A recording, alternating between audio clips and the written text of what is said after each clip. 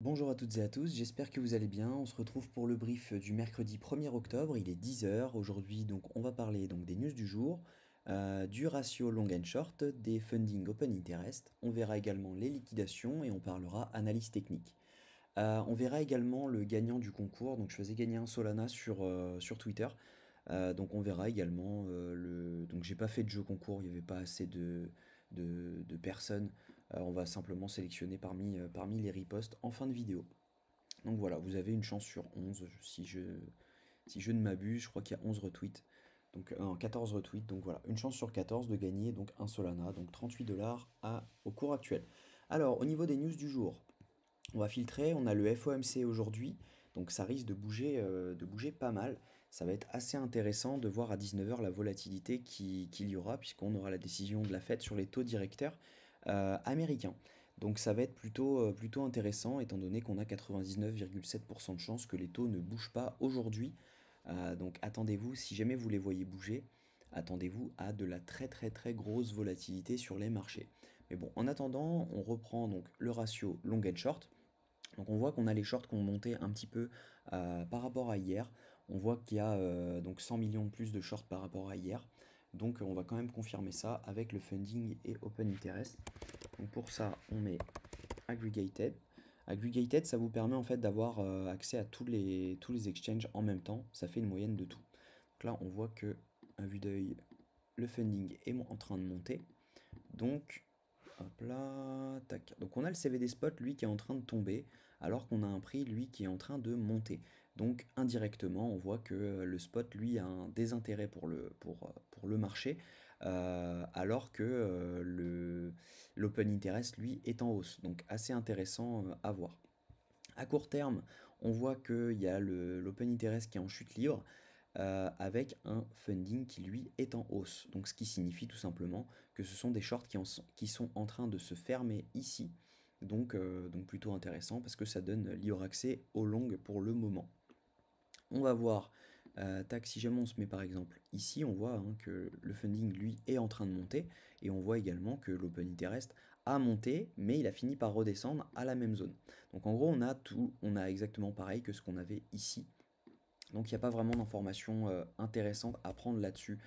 C'est vraiment, si on prend vraiment du sens large, on voit qu'il y a du long qui est ouvert, puisqu'on a le funding qui est monté par rapport à ici, et on voit l'open interest qui est ici. Donc à court terme, depuis le 27 octobre à 18h30, on a du long qui s'est ouvert. Donc potentiellement, on a pas mal de liquidations qui sont placées sous ces stops.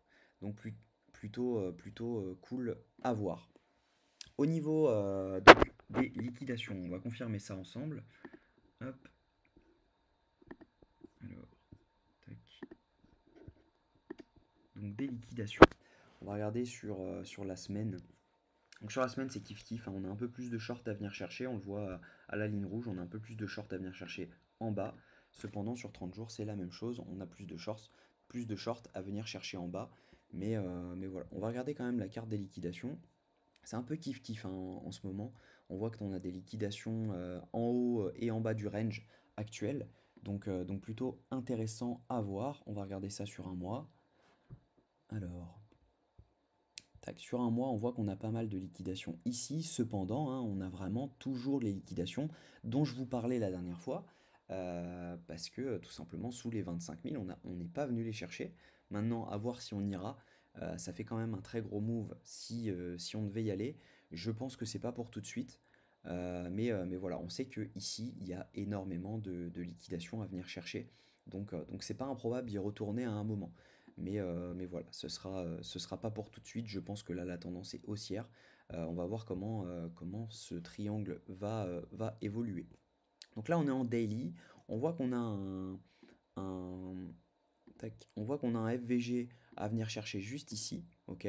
Donc c'est pas improbable qu'on vienne mécher entre cette zone, donc les 36 626 et les 37 700. C'est pas improbable qu'on y aille. Maintenant, si jamais on venait à casser ce plus haut ici, ce serait pas improbable qu'on vienne chercher au moins le retracement de moitié. Donc à confirmer. Maintenant, moi je pense que on pourrait mécher dans cette zone-ci, et ensuite poser un top là-dessus peut-être range un petit peu et ensuite pouvoir repartir à la baisse tranquillement, étant donné qu'il n'y a pas vraiment de news bullish pour le moment, sauf si un ETF Bitcoin venait à être validé dans les jours à venir. Bien sûr, là, le rallye pourrait reprendre complètement, voire partir maintenant. Et peut-être que dans ce scénario-là, on aurait un top de marché au niveau du halving. Donc à voir, à voir. C'est aussi un scénario à avoir en tête. Alors, donc au niveau technique, pour moi, en daily, c'est toujours bullish. Maintenant, on va regarder ça en H4. Hop, en H4, on voit qu'on a un triangle de compression. Hop, on va attendre que les fundings s'actualisent. Tac, c'est en train de charger. Voilà, pas les fundings, les FVG s'actualisent. On voit qu'on en a un très gros juste ici. Si jamais on se met, hop, si jamais on se met ça. Voilà, donc ce serait pas forcément anodin de venir chercher ce premier arrêt, étant donné que là on a vraiment un triangle de compression.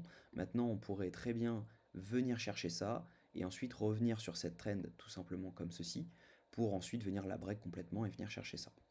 Ça c'est un premier scénario.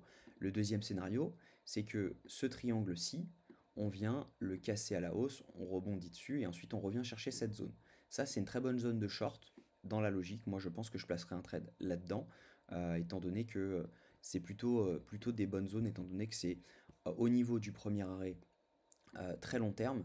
Si jamais je me mets, hop, si jamais je me remets en daily, vous allez voir que c'est le premier arrêt très long terme qui se situe juste avant. Donc ça peut être intéressant de mécher juste au-dessus, étant donné que les premiers arrêts sont souvent retestés et sont souvent rejetés une première fois. Donc on pourrait très bien venir chercher cette zone-ci, ok, pour ensuite dump et venir chercher le suivant. Donc le suivant qui se trouve, hop, ça serait en gros, ça donnerait cette zone-là. Donc de revenir chercher en gros les 32 500 $.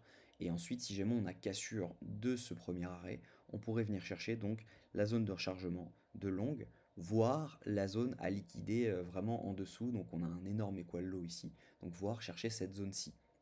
Donc plutôt intéressant comme short. Maintenant, pour le moment, ce n'est pas encore fait, mais le short sera bon à prendre. Si jamais on revient donc en H4, on a un triangle de compression qui est plutôt bien tracé, hein. Je vais le tracer un peu mieux, tac, mais on le voit hein, il est vraiment parfait. On va voir de quel côté ça se résoudra. Okay, on peut prendre soit la mèche, soit les corps. Moi, je prends souvent les mèches pour être un peu plus précis. Voilà. Donc, au moment où on aura donc le sens de ce marché, tout simplement, bah, ce serait intéressant de revenir sur le test. Ok.